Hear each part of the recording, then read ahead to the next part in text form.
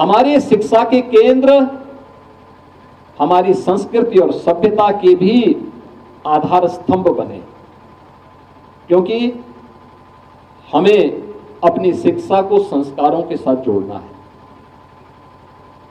अक्सर होता है जब हम लोग विद्यालय की व्यवस्था की बात करते हैं तो बहुत सारे कुछ लोग ऐसे हैं जो अधकचरे ज्ञान के साथ आते हैं, तो कहते हैं कि आखिर सरस्वती वंदना क्यों होनी चाहिए, प्रश्न उठाते हैं, राष्ट्रगान और राष्ट्रगीत पर प्रश्न उठाते हैं।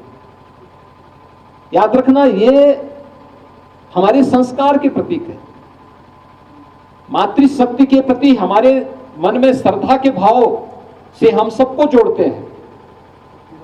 हमने ज्ञान के अधिष्ठात्री देवी के रूप में मां सरस्वती को पूजा है, और मां सरस्वती ये तो नहीं बोलती है कि कौन व्यक्ति, कौन जाति, कौन मत और कौन मजहब है।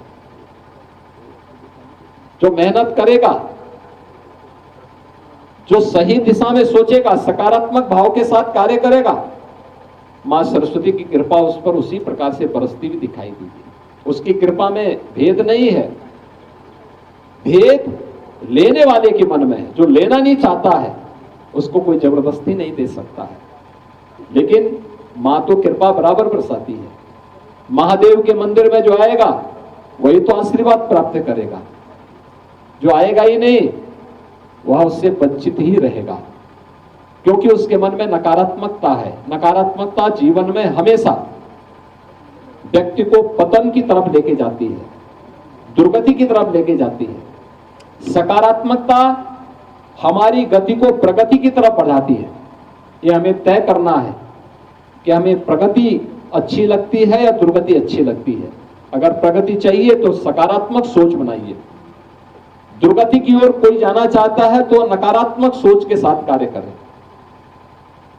और यह दृष्टि जब भी हमारे मन में होगी कि हमें अपने देश के लिए कुछ करना है। उत्तराखंड की भूमि तो वैसे भी देवभूमि है, यहां का नौजवान देश की सीमाओं पर देश की रक्षा करता है। जीवन के जिस भी क्षेत्र में गया है उसने अपनी प्रभावी उपस्थिति से देश को, समाज को एक नई दिशा दी है, उसको आगे बढ़ाने में मदद की है।